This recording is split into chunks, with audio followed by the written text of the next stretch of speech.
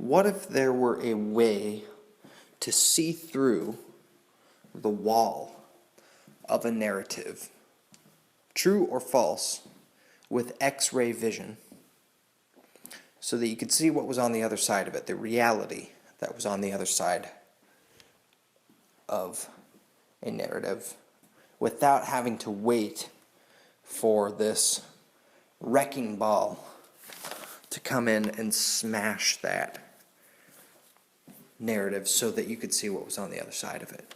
What if there was a way? Would that be useful?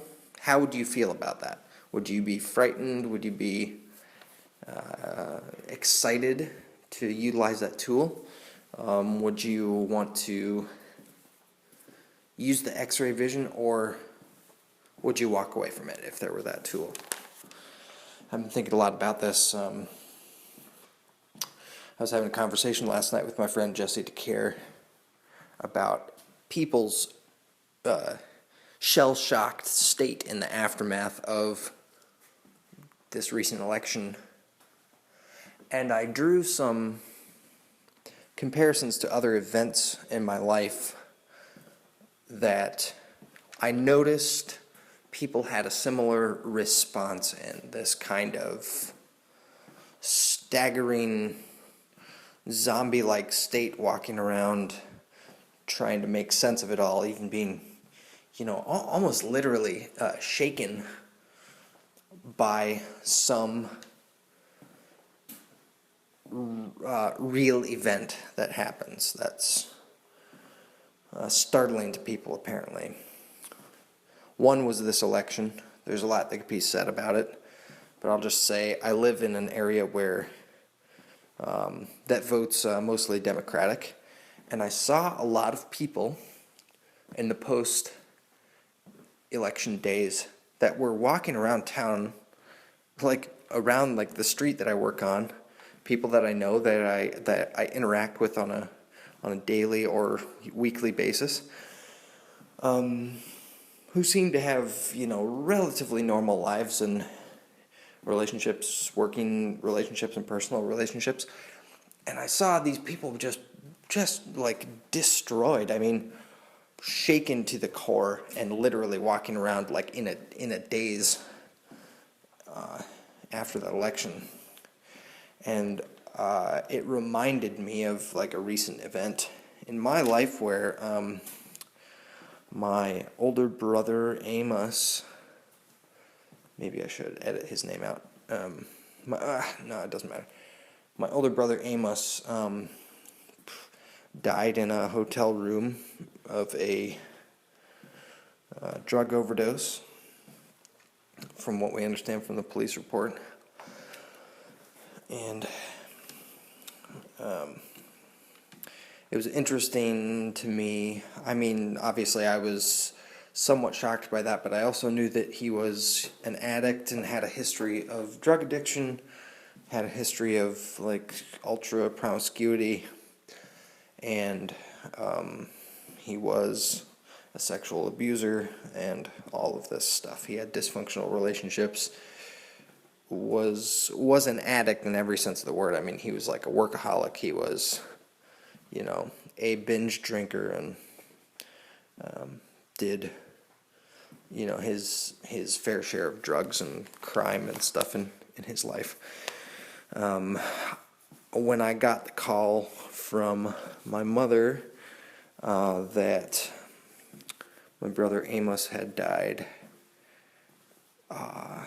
when she called me in the middle of the night, and I didn't actually get the call, but I called her the next morning because she had left a voicemail that was like, hey, call me right away. So I called her early the next morning, and I actually kind of put off calling her because I just knew something bad had happened, probably with one of my siblings or my dad.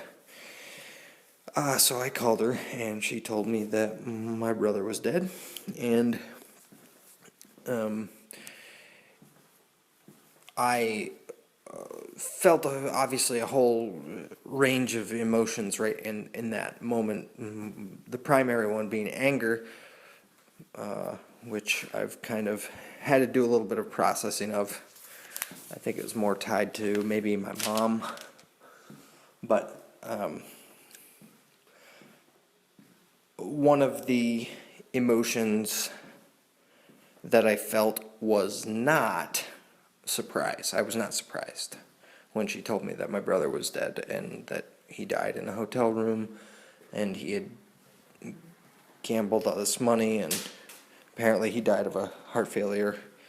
She didn't tell me about the drugs in that moment. In fact, it came to light that there was somewhat of a cover-up, but I was not surprised. What I was surprised by, to some degree, was some of my siblings' reaction to that, and other people that I knew that knew my brother Amos. And the aftermath of that was like this shock, like, oh my God, I can't believe that happened. How could that have happened? He was doing so well, and nobody could have seen this coming. It's such a shock that he died, etc. And I was a little bit surprised by that, but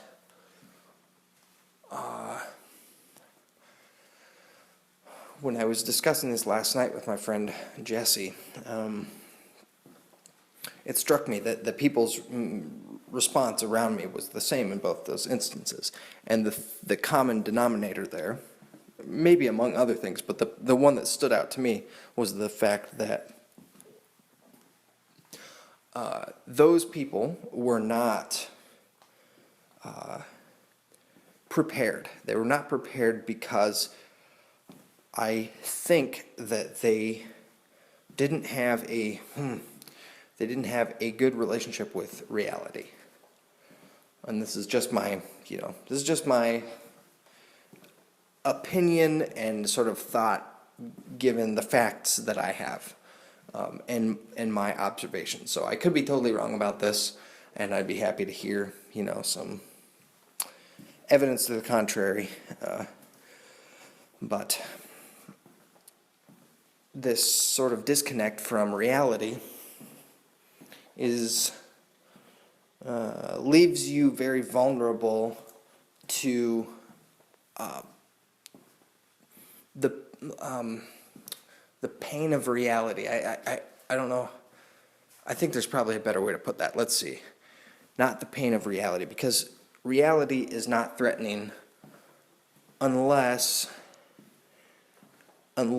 what you believe is founded on unreality, and then it's very painful. That's why you get this shell-shocked thing. So I have some things written down here that I associated with this idea. When you're comfortable with reality, or rather when you have a method of determining reality, when some event happens, some event that is reality that's unavoidable, like having a new president or your brother dying. I shouldn't laugh about that. When that event strikes, if you have a method for determining reality, you aren't surprised. If you have a methodology called mathematics, then you aren't surprised when you can put together the idea that 2 + 2 = 4. Now, if you are under the illusion that 2 + 2 = 5, and then you're given the methodology called mathematics, and that which shows you that 2 + 2 = 4, that's going to be kind of a wrenching change, right? Like you're going to be it's going to be painful because you're going to have to process a new reality. And if you have any curiosity about yourself, you're going to have to ask yourself, where did I get the idea that 2 + 2 = 5? And I'm shown here that it's, the evidence before my eyes and my own thoughts can put together that it's 2 + 2 = 4, but where did I get this idea that 2 plus 2 equals 5? And it's going to be a pretty wrenching change. It's basically going to realign your perception of reality. And so that's why I asked at the beginning of this little audio thing here, that if you were given a way to see through walls, would you take it? And if you took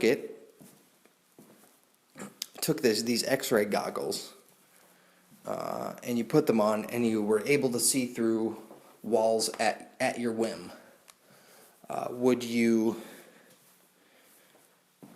feel? Would you like what you saw on the other side? Or would you walk away from that pair of goggles without ever wanting to look through the wall, Or, I guess another question would be, if you did decide to put the goggles on for a moment and you were able to see through some walls and you saw some things on the other side that you didn't like things that walls keep